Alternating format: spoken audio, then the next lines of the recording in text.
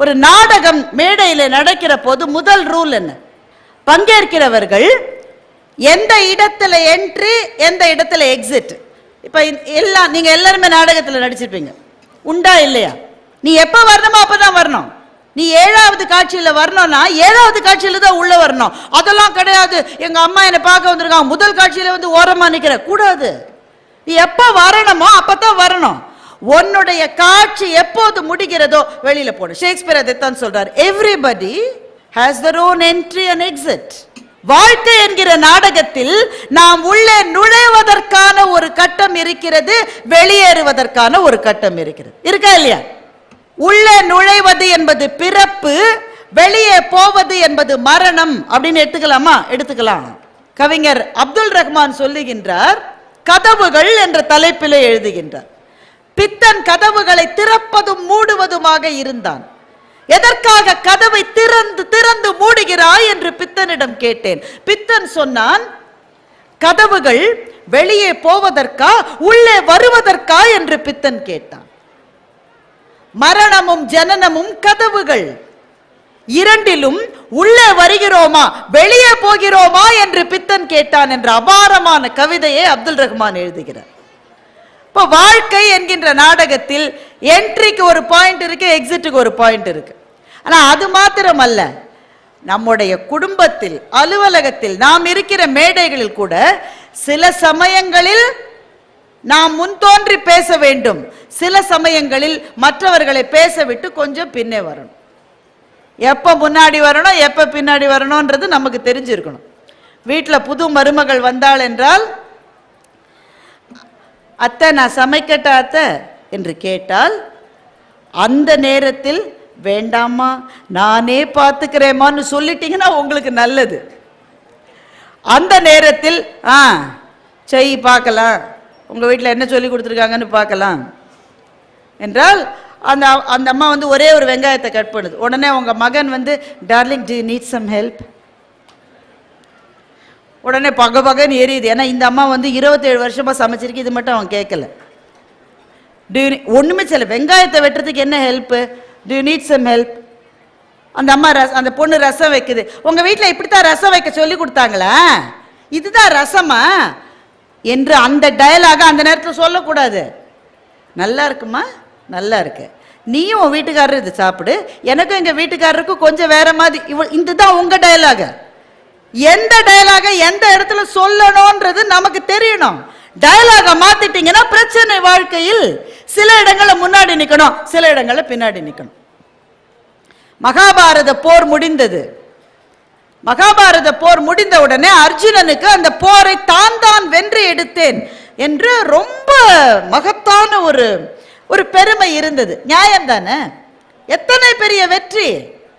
கண்ணன் வந்து அர்ஜுனன் கேட்கிறாராம், அர்ஜுனா என்னுடைய யாதவ குலத்தை சேர்ந்தவங்கெல்லாம் பாவம் வந்திருக்காங்க என்னை பார்க்கறதுக்கு, இப்போ அவங்கள திரும்பி போகணும், போற வழியில திருடர் பயம் இருக்கிறது, நீ அவங்கள போய் பத்திரமா கொண்டு விட்டுட்டு வந்துடுறியா என்று கண்ணன் கேட்கிறான். அர்ஜுனன் சொல்றான், இந்த வேலைக்கெல்லாம் நான் தான் போடுமா, நான் மகாபாரத போரையே ஜெயித்தவன் அல்லவா, சாதாரண திருடர்களை ஜெயிக்கிறதுக்கு என்னதான் நீங்க அனுப்பணுமா என்று அர்ஜுனன் கேட்கிறான். கண்ணன் வந்து, நீ கொஞ்சம் போனா எனக்கு தைரியமா இருக்கும்பா, சரி சரி போறேன்னு போறான். அங்கே திருடர்கள் வருகிறார்கள். அர்ஜுனன் தன்னுடைய காண்டீபத்தை எடுத்தான், வில்லை அடித்தான். ஒரு வில்லு கூட திருடர்கள் மேல போய் விழல.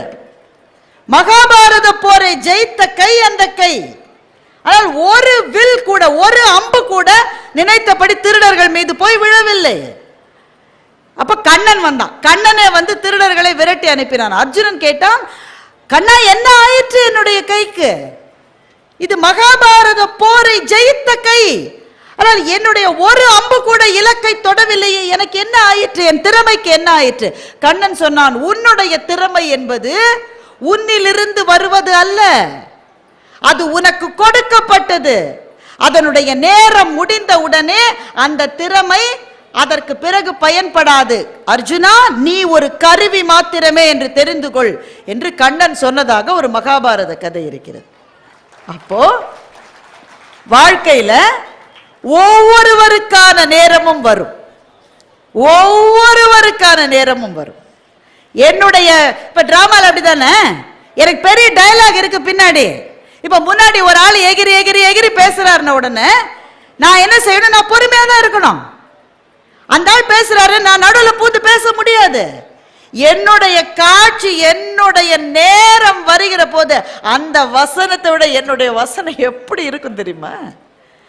வீரபாண்டிய கட்டபொம்மன் படம் பார்த்திருக்கீங்களா? இந்த ஜாக்சன் துரையாக நடிப்பவர் தான் முதல்ல பேசுவார். நம்ம ஆளுக்கு டயலாக் அப்ப கிடையாது, அவர் தான் முதல்ல பேசுவார். பல காலமாக வரியை கட்டவில்லை, கிஸ்தியை செலுத்தவில்லை, திரையும் வந்து சேரவில்லை. இந்த வசனம் நீளமான வசனத்தை அவர் பேசுவார். கட்டபொம்மனாக நடித்த சிவாஜி சார் அப்படியே உட்கார்ந்துருப்பாரு. சிவாஜி சார் மாத்திரம் எந்திரிச்சு அந்த ஆள் நீள நீளமா பேசுறான், இப்பவே நான் பேசுறேன்னாக்கா அடுத்து வர காட்சிக்கு வெயிட்டேஜ் இருக்குமா? அந்த ஆள் அவர் ஜாக்சன் துரையாக நடித்த, அவரும் நல்ல நடிகர், அவர் சமீபத்தில் காலமாகிவிட்டார். அவர் ஃபுல்லா அந்த வசனத்தை சொல்லி முடித்த உடனே சிங்கம் எழுந்திருக்கும், கிஸ்தி திரை வரி வட்டி வேடிக்கை, வானம் பொழிகிறது பூமி விளைகிறது, உனக்கு ஏன் கொடுக்க வேண்டும் கிஸ்தி? எங்களோடு வயலுக்கு வந்தாயா, நாற்று நட்டாயா, நீர்ப்பாய்ச்சி நெடுவயல் நிறைய கண்டாயா, அங்கு கொஞ்சி விளையாடும் எம் குலப்பெண்களுக்கு மஞ்சள் அரைத்து பணிபுரிந்தாயா, மாமனா மச்சானா என்று கேட்கிற போது அரங்கங்கள் மாத்திரமல்ல நம்முடைய நெஞ்சங்களும் ஆர்ப்பரித்த அந்த காட்சி வருவதற்கு என்ன அடித்தளம் என்றால், நீ பேசு கண்ணா, நீ பேசு, நீ பேசு, என் நேரம் வரும் அப்ப பாரு. வாழ்க்கை என்ற நாடகத்தில் நீங்கள் செய்ய வேண்டியது இதுதான் நண்பர்களே. நீங்கள் ஒரு செயலை செய்கிற போது தேவையில்லாமல் சில பேர் குறை சொல்லுவார்கள், பழி சொல்லுவார்கள், அபவாதங்கள் வரும், பிரிவினைகளை சொல்லி உங்களை ஒடுக்க பார்ப்பார்கள். நீங்கள் என்ன செய்ய வேண்டும்? என்ன செய்யணும்? நீங்க உங்களினுடைய நேரத்துக்காக காத்திருங்கள். அந்த நேரம் வருகிற போது அவர்கள் அத்தனை பேரையும் ஜெயித்து நீங்கள் உயருவதை நீங்களே உங்கள் கண்ணில் காண முடியும். இந்த பாடத்தை எனக்கு சொல்லிக் கொடுத்த ஊரே சேலம் தான், தெரியுமா? இந்த பாடத்தை எனக்கு சொல்லிக் கொடுத்த ஊர் சேலம். இந்த சேலத்திலே சேலம் ராமசாமி முதலியார் என்று ஒருவர் இருந்தார். அநேகமாக அவருடைய பெயரை இப்போது பல பேர் கேள்விப்பட்டிருக்க முடியாது. ஏன்னா இது நான் சொல்லுவது 100 வருஷங்களுக்கு முன்னாடி, கிட்டத்தட்ட 80 வருஷங்களுக்கு முன்னாடி.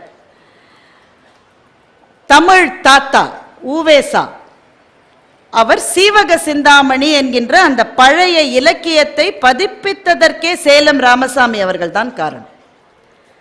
சேலம் ராமசாமி முதலியாரை உவேசா போய் சந்திக்கிறார். அப்ப உவேசாவிடம் சேலம் ராமசாமி முதலியார் கேட்கிறார், நீங்க பழைய தமிழ் நூல்கள்லாம் படிச்சிருக்கீங்களா? இவர் உவேசா, ஓ நிறைய படித்திருக்கிறேனே. என்ன படித்திருக்கீங்க? அந்த கலம்பகம், இந்த அந்த அது இது கம்பராமாயணம். கம்பராமாயணம் தான் இருக்கிறதுலே பழைய நூல். அப்போ கம்பராமாயணம் 12ஆம் நூற்றாண்டில் வந்தது. கம்பராமாயணம் கூட படித்திருக்க. கம்பராமாயணத்துக்கு முன்னாடி வந்த நூட்களை படித்திருக்கிறீர்களா? இல்லையே, படித்ததே இல்லையே.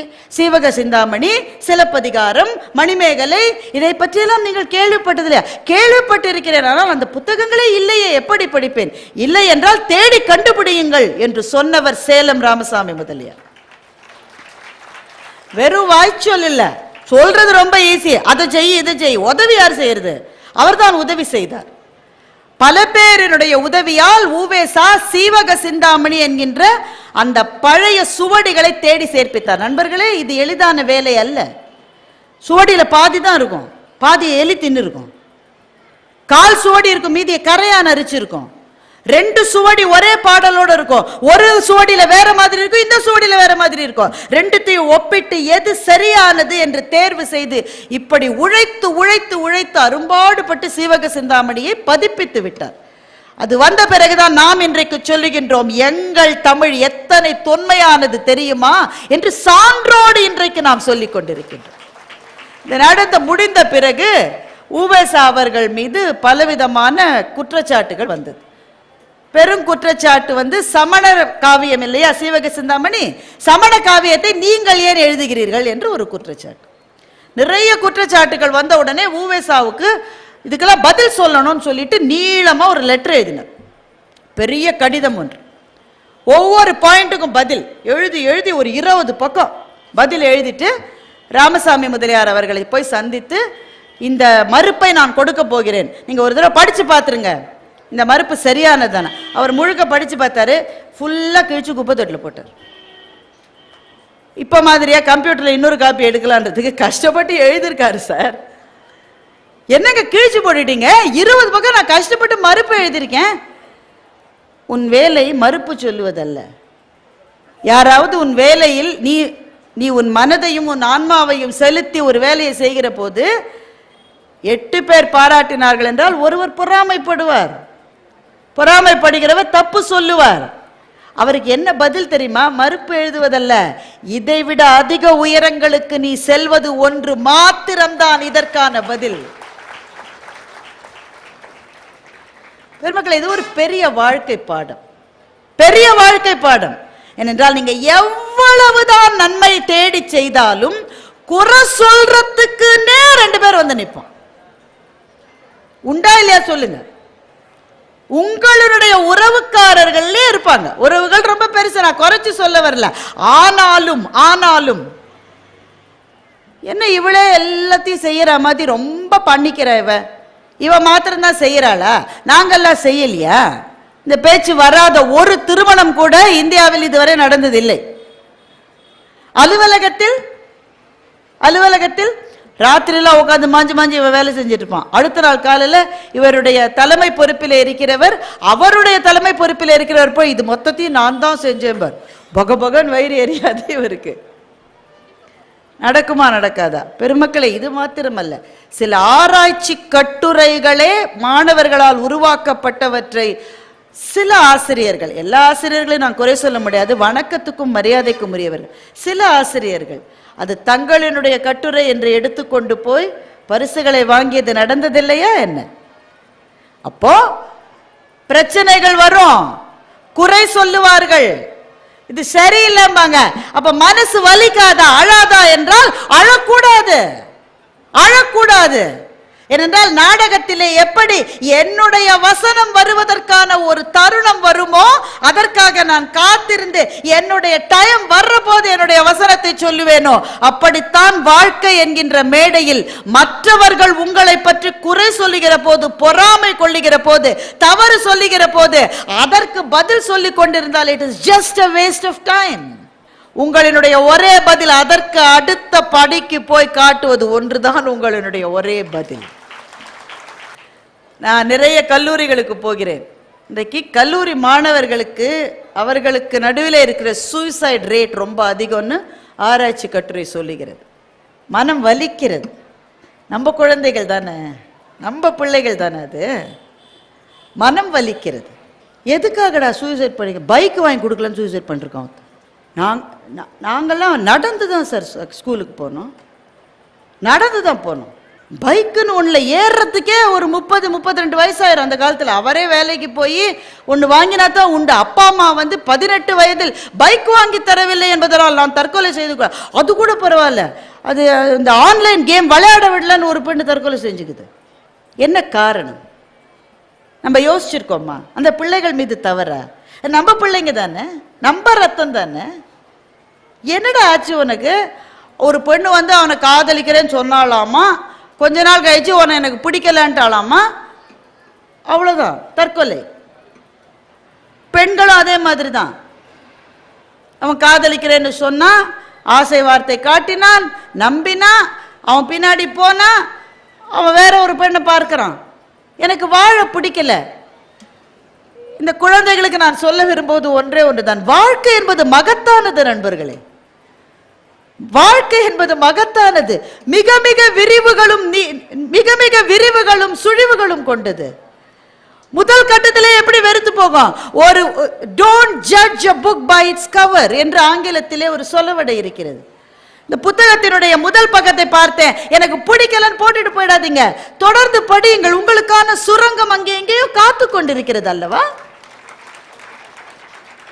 வாழ்க்கையின் முதல் கட்டத்தில் இருக்க ஒரு பொண்ணு தூண் துப்பிட்டா என்ன, ரொம்ப மனசுக்குள்ள நீ என்ன நினைச்சுக்கணும், இந்த பொண்ணுக்கு அதிர்ஷ்டம் இல்ல, இதை விட அதிர்ஷ்டம் உள்ள பெண்ணு என்னை நாளை கணவனாக தேர்ந்தெடுப்பாள் அல்லவா நீ நினைத்துக் கொள்ள வேண்டும். அது பெண்ணும் அப்படித்தான். இது வரலன்னா என்ன, இது அவமானமா? ஒரு அவமானமும் கிடையாது. எந்திரிச்சு நில்லு, நீ தைரியமா? இதெல்லாம் ஒரு அவமானமா? அவ என்னை திட்டா, எங்க பாஸ் என்ன வந்து கோவிச்சுக்கிட்டாரு, பொம்பளை பிள்ளைங்க மத்தியில என்ன வந்து சொல்லிட்டாங்க. சகோதரர்களை சகோதரிகளை, எதுவும் அவமானம் கிடையாது வாழ்க்கை. உங்களுக்கு முன்னால் கோடானு கோடி பேர் வாழ்ந்த மண் இது. அவர்களுக்கு நிகழாத எது உங்களுக்கு தனியாக நிகழ்ந்திருக்கிறது? எந்த அவமானமும் களிமண் அல்ல. கடித்து விழுங்க முடியாத அவமானம் என்பது எங்கேயுமே கிடையாது என்று எழுத்தாளர் பாலகுமாரன் சொல்லுகிறார். எதை கடித்து விழுங்கலாம். என்ன? Wait for your time.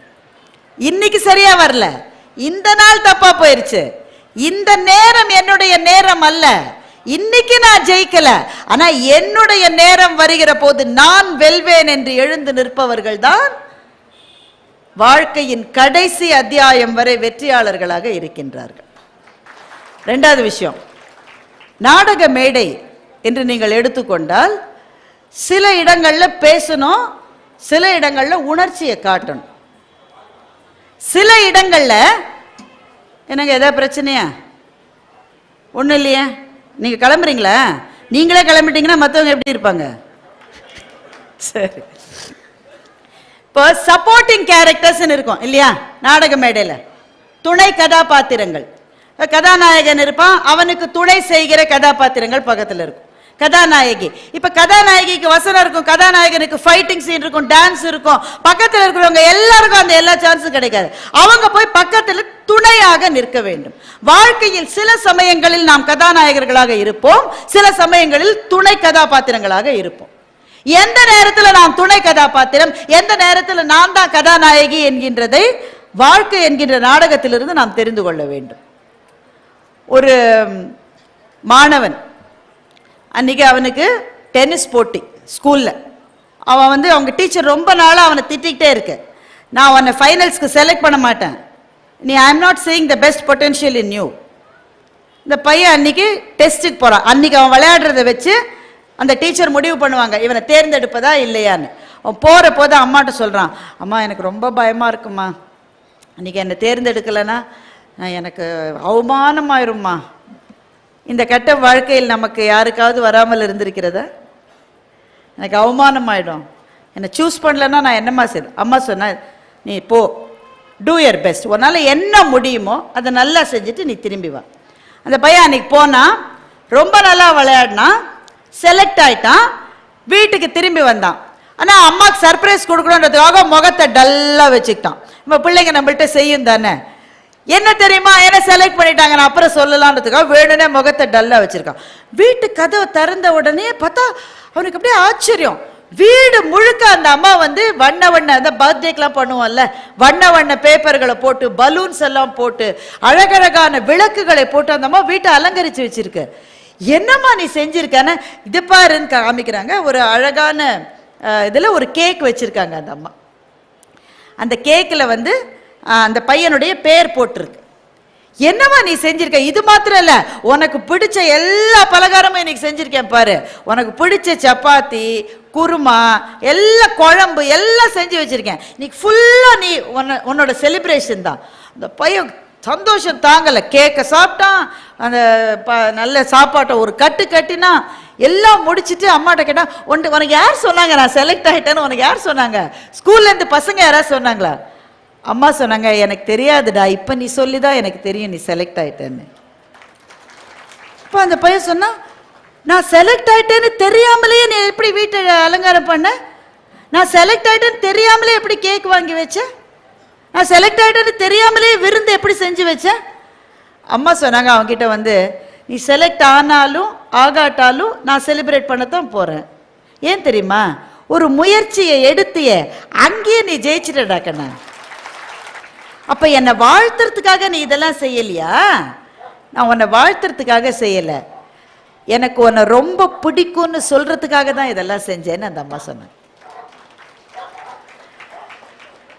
சகோதர சகோதரிகளே, நம்முடைய வீட்டில் நம்மோடு இருப்பவர்கள், அது மனைவியா இருக்கலாம், கணவனா இருக்கலாம், குழந்தைகளா இருக்கலாம், உங்க அக்கா தங்கையா இருக்கலாம், அண்ணன் தம்பியா இருக்கலாம், அம்மா அப்பாவா இருக்கலாம், மாமியார் மாமனாரா இருக்கலாம், நெருங்கிய சொந்தங்கள், அவர்களுக்கு வாழ்க்கையில ஒரு முக்கியமான கட்டம் வருகிற போது நம்ம எத்தனை பேர் இதை போல பக்கத்திலே துணை கதாபாத்திரமாக நிற்கிறோம். அன்னைக்கு நான் ஹீரோ இல்ல, அன்னைக்கு நான் ஹீரோயின் இல்ல, எங்க அம்மா இல்ல எங்க அப்பா எங்க வீட்டுக்காரர் அவங்க தான். நான் பக்கத்துல போய் துணை கதாபாத்திரமாக நிற்க போகிறேன். நான் சொல்ல விரும்புகிற ஒரே ஒரு செய்தி இதுதான், உன்னிடம் எனக்கு நிறைய நேசம் இருக்கிறது என்பதை மாத்திரம் இந்த மேடையில் இந்த இடத்திலே நான் சொல்லுகிறேன் என்பது போல நான் நிற்க வேண்டிய தருணங்களை வாழ்க்கையில் நாம் செய்கிறோமா இல்லையா? நம்மை பார்த்து நாமே கேட்டுக்கொள்ள வேண்டிய கேள்வி,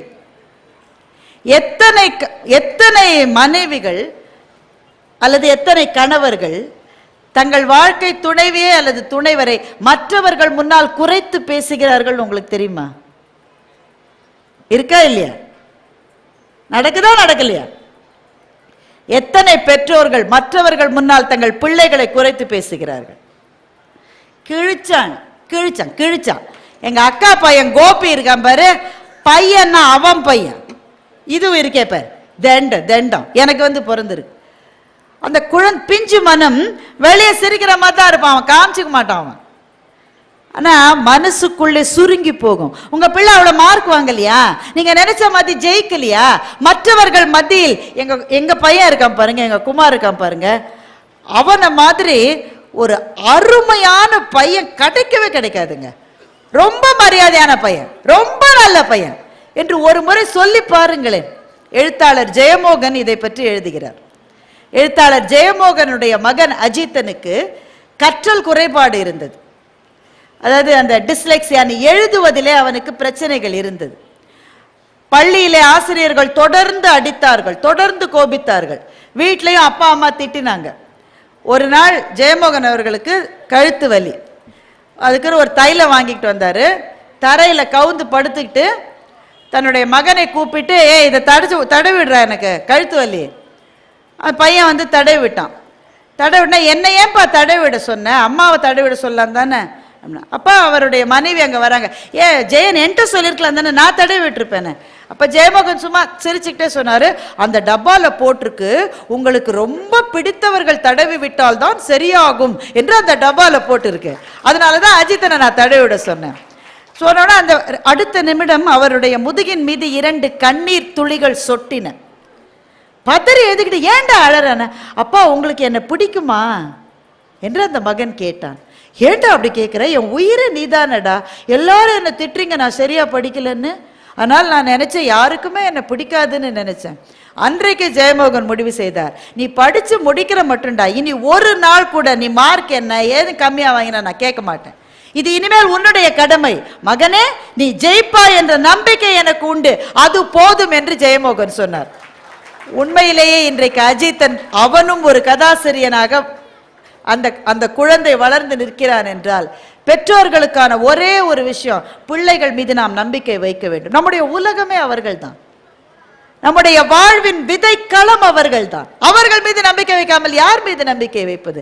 நம்பிக்கை இல்லாம மனசுல பயம் இருந்தா கூட அவங்க கண்களை பார்த்து, நீ ஒன்னால முடியும், நீ நல்ல பையன், நீ எந்த தப்பு செய்ய மாட்ட என்று சொல்லி பாருங்கள், அவர்களினுடைய வாழ்க்கையை அவர்களே சீரமைத்துக் கொள்ளுவார்கள்.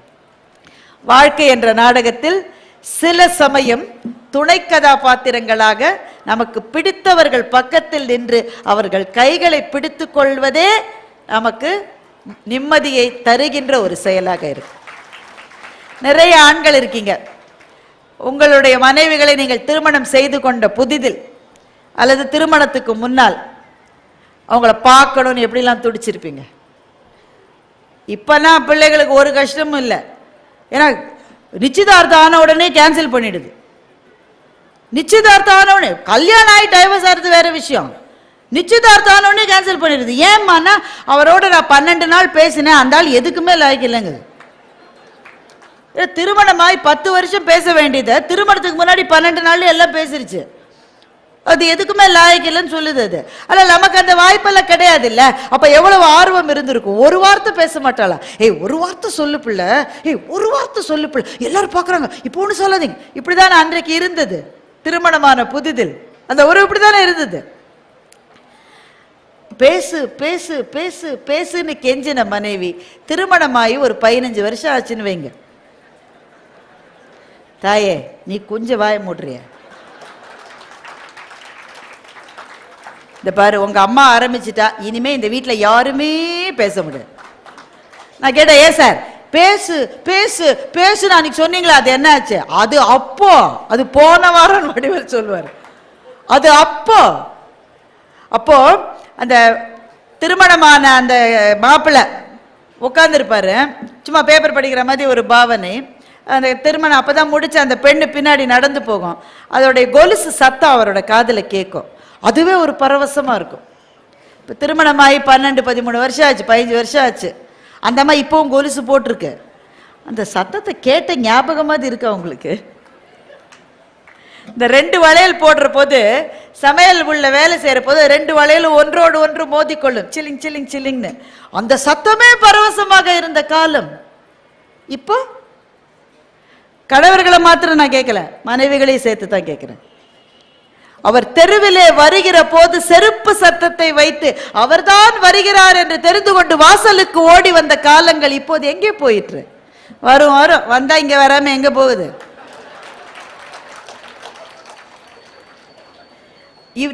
அவங்களோட அம்மா சொல்லுவாங்க, ஏய் மாப்பிள்ளை வராரு, வரட்டும், இப்ப என்ன என்ன பண்ணுன்றதுக்கு எந்திரிச்சு நின்று கும்பிடணும். அப்ப இந்த 2 பேருக்கு நடுவில் அன்பு இல்லையா? நீங்க சொல்லுங்க, அன்பு இல்லையா? அன்பு இல்லையா? என்ன இருக்கு? நம்ம என்ன நினைக்கிறோம், அவதானே இப்ப சொல்லி என்னத்த ஆக போகுது. இந்த அம்மா நினைக்குது, ஆமா ஆமா சொல்லி காலெல்லாம் முடிஞ்சு போச்சு, பாத்துக்கல, அப்புறம் வேலை இருக்கு, அடுப்புல குழம்பு கொதிக்குது, பிள்ளைங்களுக்கு செய்ய வேண்டியது இருக்கு. ஒன்றை மாத்திரம் நான் உங்களுக்கு சொல்லுகிறேன், கடைசி வரை கைப்பிடித்து நம்மோடு வருவது வாழ்க்கை துணையாக இருக்கிற அந்த நபர் மாத்திரம்தான்.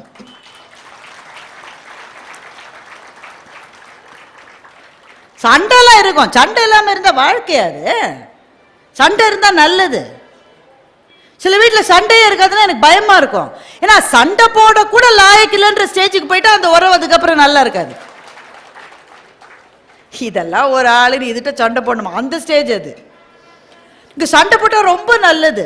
சண்டைக்கு பிறகு வர சமாதானம் போல் இனிப்பான பதார்த்தம் இந்த உலகத்தில் எதுவுமே கிடையாது.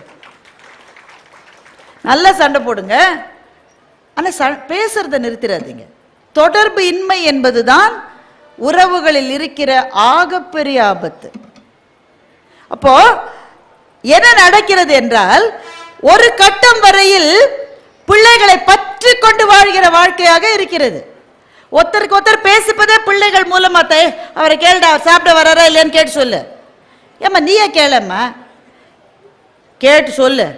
ஏப்பா சாப்பிட்ட வரியா? ஆமா ஆமா, இவ சமைச்சு வச்சதுக்கு நான் வந்து வேற சாப்பிடணுமாக்கும்.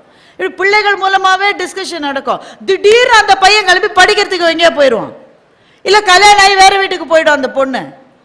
இப்போ 2 பேருக்கு நடுவில் ஒரு வெற்றிடம் இருக்கிறது இல்ல, ரொம்ப பெருசா தெரியாது. அதில் வாழ்க்கையில் எல்லாரும் பிஸியாக இருக்கும். பல ஊர்களுக்கு போக வேண்டியிருக்கு, ஆஃபீஸில் வேலை ரொம்ப அதிகமாக இருக்குது, பிஸ்னஸ் ரொம்ப கஷ்டமாக இருக்குது, காவல்துறை அதிகாரிகள் இருக்கிறார்கள், நிற்பதற்கு நேரம் இல்லை.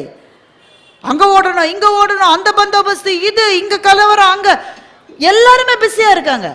எவ்வளவு பிஸியாக இருந்தாலும் வாழ்க்கையில் 2 விஷயங்களுக்கான நேரம் வேண்டும். ஒன்று, take care of your own health. Sir இங்கே ஆண்கள் இருக்கீங்க, உங்கள் மனைவிக்கு என்ன சார் நல்ல கிஃப்ட் கொடுத்துருக்கீங்க? இது மட்டும் என்ன சார் கிஃப்ட் கொடுத்துருக்கீங்க? பட்டுப்பாடை வாங்கி கொடுத்துருப்பீங்க. அதுக்கே பல பேர் தலையாட்ட மாட்டேன்றாங்க. என்னங்க இது அநியாயம்? நகை வசதி இருக்கிறவங்க வாங்கி கொடுத்துருப்பீங்க. அந்த அம்மாவுக்கு ரொம்ப பிடிக்கும், ஒரு கடையில் பிரியாணி பிடிக்கும், கூட்டிகிட்டு போய் வாங்கி கொடுத்துருப்பீங்க. அந்த அம்மாவோடைய அம்மாவுக்கு 60வது பிறந்த நாள் வந்தது, உங்கள் அம்மாவுக்கு படம் வாங்கி கொடுன்னு காசு கொடுத்துருப்பீங்க. இதெல்லாம் கிஃப்ட் தானே? இதெல்லாம் விட பெரிய கிஃப்ட் ஒன்று நீங்கள் கொடுக்கணும்.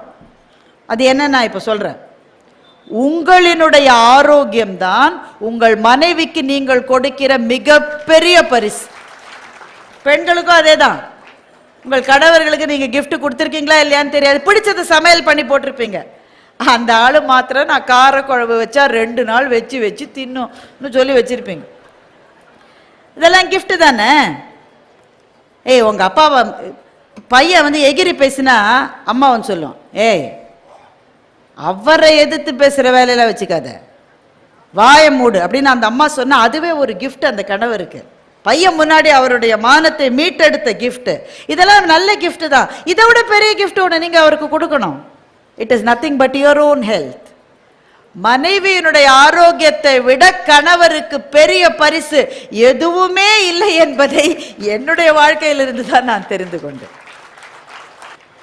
ஒரு கட்டத்தில் அந்த கூட்டிலே இருக்கிற குஞ்சு பறவைகள் பறக்கும். அதுதான் வாழ்க்கையின் விதி, அதுதான் இயல்பு. நாடகத்துல நீங்க பாத்துக்கிட்டே இருந்தீங்கன்னா ஒவ்வொரு கேரக்டர் போயிட்டே இருக்கும். திடீர்னு 2 கேரக்டர், கடைசி கேரக்டர் தான் நிற்கும். ஆலம் விழுதுகள் போல் உறவு 1000 வந்தும் என்ன வேறென நீ இருந்தாய், அதில் நான் வீழ்ந்து விடாதிருந்தேன் என்று கண்ணதாசன் எழுதினாரு. அப்படி ஒருவர் கையை ஒருவர் பிடித்து கொண்டு நிறைவு வரை பயணம் செய்கிற உறவு என்பது வாழ்க்கை துணை ஒன்றுதான். அதனால மற்றவர்கள் முன்னால குற்றம் சொல்லாதீங்க. தனியா கூப்பிட்டு நாயே பேயெல்லாம் திட்டுறோம் தானே, அதை நீங்க மன்மா திட்டிக்கலாம். மற்றவர்கள் முன்னால் குற்றம் சொல்லாதீர்கள். அவர்களுக்கு இல்லாத நிறைகள் கூட அவர்களிடம் இருப்பதாக சொல்லுங்கள். ஏனென்றால் நாம் சொல்லாவிட்டால் பாவம் யாருங்க சொல்ல போறாங்க? நம்பகமே வெளி உலகம் கொடுமையானதாக இருக்கிறது அல்லவா? வெளியுலகம் கொடுமையானது. அலுவலகங்கள்ல பலவிதமான பிரச்சனைகள். வீட்டுக்குள்ள வந்து ஒருத்தருக்கு ஒருவர் இப்படிதான், இதை அக்செப்ட் பண்ணிக்கோ, நிறை குறைகள் இருக்கும், அதை அப்படிதான், அவ்வளவுதான், அவ கத்துவா, என்ன செய்யறது, அப்படிதான் அவ என்று வாங்கிக் கொள்ளுகிற மனப்பான்மை வந்துவிட்டால் வாழ்க்கை என்ற நாடகத்தில் நீங்கள் தான் ஜெயிப்பீர்கள் நண்பர்கள்.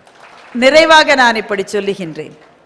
கடவுள் அமைத்து வைத்த மேடை இணைக்கும் கல்யாண மாலை, இன்னார்க்கு இன்னார் என்று எழுதி வைத்தானே தேவன் அன்று என்று கண்ணதாசன் எழுதினார். இன்னார்க்கு இன்னார் என்று எழுதி வைக்கிற ஒரு விதி இருப்பதாக நான் நம்புகிறேன். வாழ்க்கை என்பது எழுதப்பட்ட ஒரு விதியின்படி நாம் செய்கின்ற பயணம். இந்த பயணத்தின் நிறைவில் எனக்கு என்ன கிடைக்கும் என்று எனக்கு தெரியாது, அது கடவுளினுடைய முடிவு.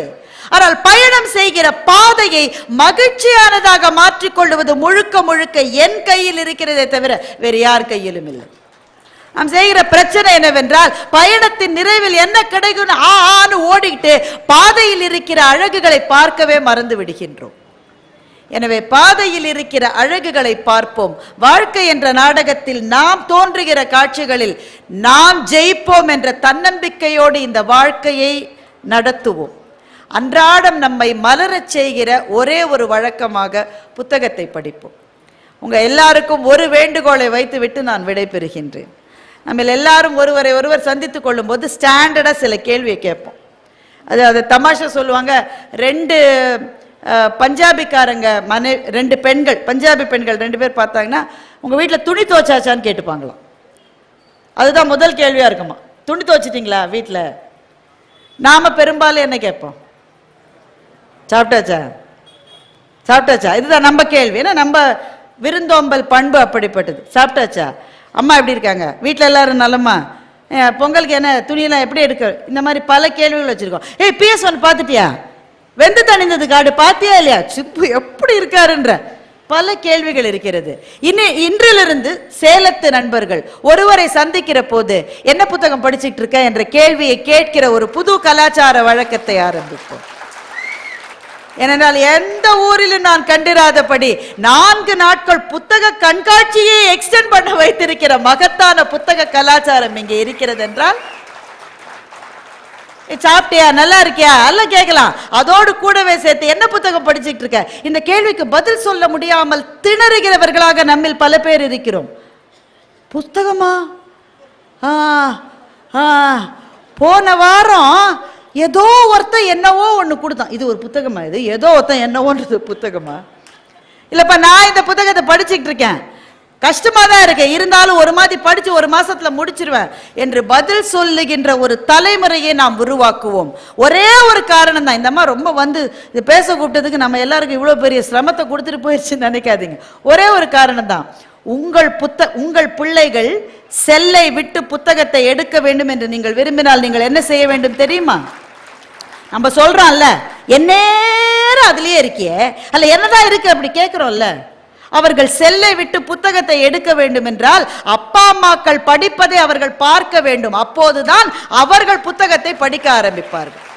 தாயும் தகப்பனும் புத்தகத்தை படிக்காத வீடுகளில் ஒரு புத்தகத்தை கூட குழந்தைகள் தொட மாட்டார்கள் நண்பர்களே.